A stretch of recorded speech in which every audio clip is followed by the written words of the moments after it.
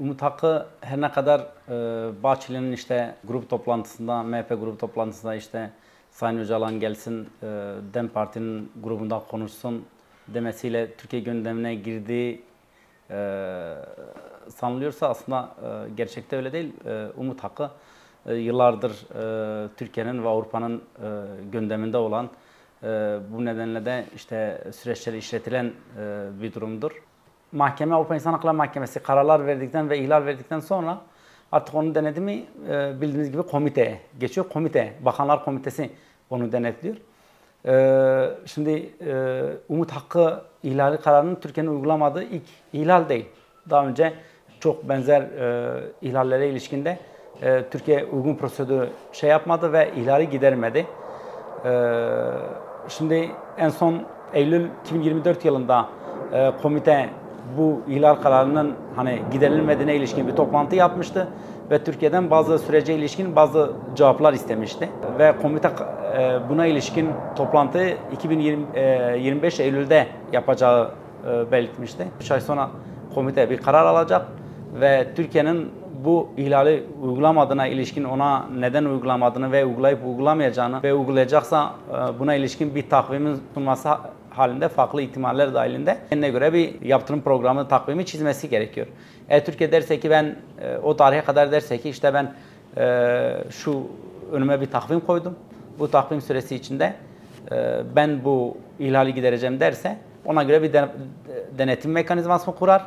Ama hayır, Türkiye herhangi bir cevap vermezse veya ben ihlali gidermiyorum veya buna benzer, bunun yerine alabilecek bir cevap verirse o zaman da Bakanlar Komitesi'nin buna ilişkin bir yaptırım takvimi adım adım ilerleyen ve yaptırımın dozunu artıran, işletmeyi artıran bir takvim koyması gerekiyor.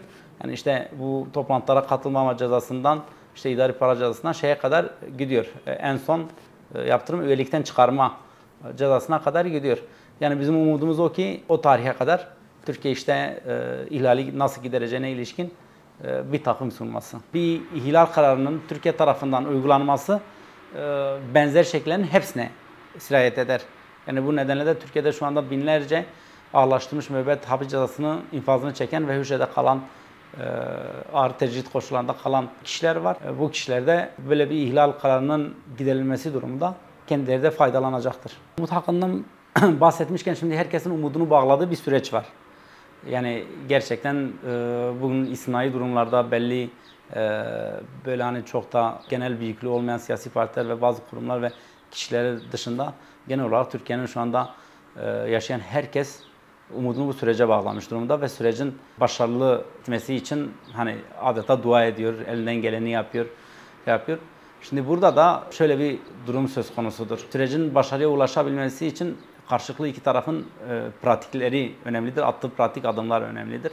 Bir infaz yasası yapıldı ve o infaz yasasında toplumun çok büyük bir beklentisi vardı.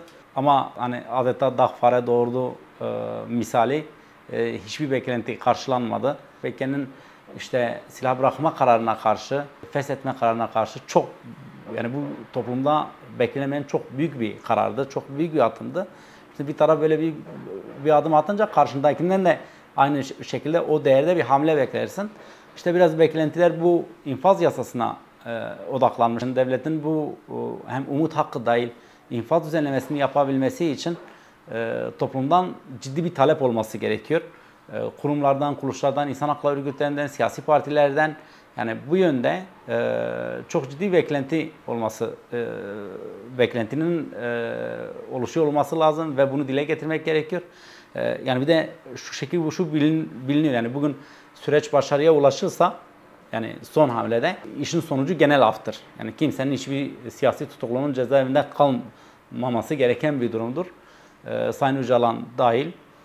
Şimdi böyle bir sonuç itibariyle, netice itibariyle gerçekleştiğinde böyle bir durum olacaksa en azından o durumun bir an önce yerine getiriyor. Yani tarafların verdiği sözlerin yerine getireceğine dair olması lazım.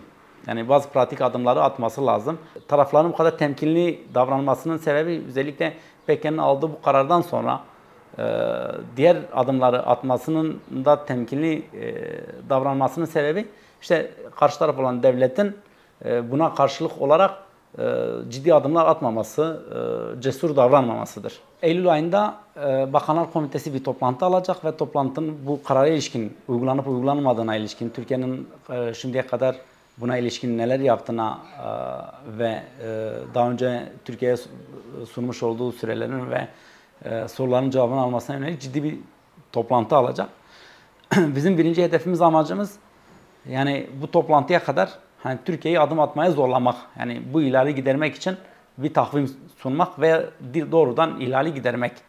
Hani bu nedenle de bu 3 aylık bir süreçte önümüze ciddi bir takvim koyduk. Ciddi çalışma, ÖHD olarak ciddi bir çalışma yürütüyoruz. Umut Hakkı panelleri yürütüyoruz. Sosyal medya çalışmaları yapıyoruz. Umut Hakkı bülteni çıkardık. Yani bu yönde işte toplumdaki bütün hak örgütlerine, barolara, insan hakları derneklerine ve bu alanda çalışan akademisyenlerle birlikte biz toplantıya kadar ciddi bir şekilde hani Türkiye'nin ihlali gidermek için itmek için çalışmalar yürütüyoruz. Şöyle bir şey var. Birincisi, Türkiye'nin taraf olduğu bir sözleşme var ve Türkiye'nin tanıdığı bir mahkemenin vermiş olduğu bir karar var. Bir şekilde biz bu nedenle Türkiye'nin bu artık o ihlal kararı verilen Sayın Öcalan ve diğer başvurucular için bu bir yasal statü durumuna artık kazanılmış bir haktır. Yani ihlal kararı verdikten sonra devletin imzaladığı sözleşmeye ve tanıdığı mahkemenin kararına uyması şarttır. Bu da hani hep söylüyor ya, hukuk bilginin herkes için lazım olacak. Şeyinden geliyor, temelinden geliyor. Yani bugün uygulanmayan bir hukuk var. Tıpkı tecritteki uygulanmayan hani engellenen haklar gibi. Şimdi bu birinci durumu, sürecin gidişatını ciddi bir şekilde engelleyen bir durumdur. İkinci bir durum, hukukun uygulanmıyor olması yarın öbür gün herkes için uygulanmaması anlamına gelmektedir. Bu nedenle de işte toplumun burada hukukun uygulanmaması çok ciddi bir tehlikedir, ciddi bir problemdir. Bu da siyasal iktidarın istediği zaman, istediği kişi için mevzuatı, hukuku uygulamama anlamına gelmektedir. Bunun önüne geçmek için kabulsek, kabullenmesek, başta bütün hukuk akademisyenlerinin, hukuk derneklerinin, baroların bunun bir an önce bu hakkın uygulanması için, bu hukukun uygulanması için çalışmalarına başlaması ve bizim çağrılarımıza uyup direnmesini talep ediyoruz.